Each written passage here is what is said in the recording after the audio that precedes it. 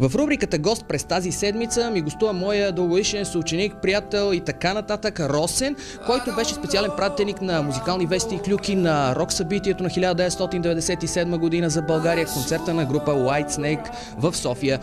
Росене, това ли наистина е рок събитието на годината? Първо, здравейте на всички.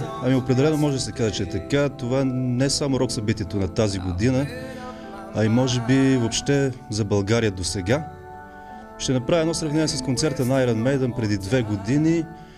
Тогава първо залата беше по-малка и Iron Maiden се представиха с нови вокалист Блейз Бели, който определено е много под нивото на Брус Дикинсън. Докато са при White Snake определено може да се каже, че от вокална гледна точка беше най-добър концерта. И всичко беше просто супер, нямам думи. А лесно ли се влиза на такъв рок концерт в такава малка зала според специалисти и фенове, и то при положение, че нямаш предварително закупен билет? Аз също бях от тези, които нямаха билети, само ще кажа, че пристигнах в София в 2-3 часа след обяд и чаках до 8 часа. Намерих се накрая билет на черно за 30 бона. При положение това пак беше с връзки, нали така? Имаше билети от 50 до 80 бона, имаше бизнесмени, които даваха по 200 бона, направо невероятно нещо. Получиха се сведения, че дори полицайите на входа също са продавали на черно билети. Точно така, според много очевидци от Видин, след концерта, които не успяха да влезат на концерта, казаха, че полицаи продаваха билети по 25 бона, според други източници даже по 100 бона направо са пускали така без билети, нали, на концерта.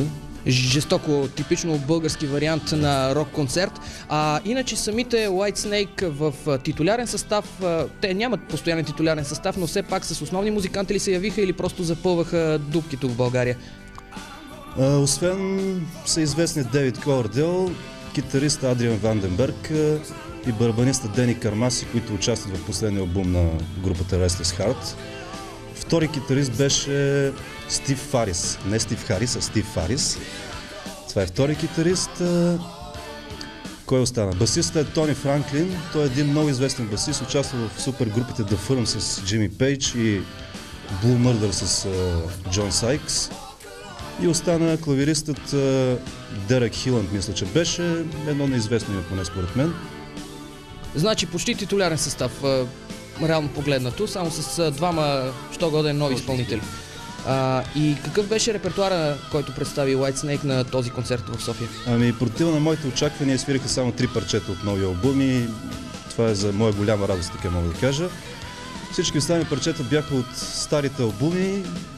Просто най-големите хитове на групата и нямам думи да опиша. Всичко беше невероятно. Невероятен купон. И как завърши всичко? Имаше един бис някъде след като измина час и половина от концерта.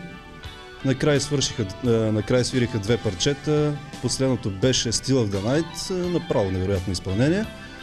И след като всички музиканти отидоха зад кулисите, на сцената остана Дейвид Ковердейл и абсолютно акустично, без никакъв съпровод, изпълни Soldier of Fortune, златната балада на Deep Purple и просто цялата зала беше на крака, море от запалки, гора от ръце и така нататък. Безспорно, рок събитието на 1997 година за България, дори в последните 2-3 години, концерта на White Snake. Да благодарим на Росен за изчерпателната информация, която ни представи. И нека да видим най-новия видеоклип, единствен за сега от техния последен албум за White Snake става дума, Too Many Tears, баладата.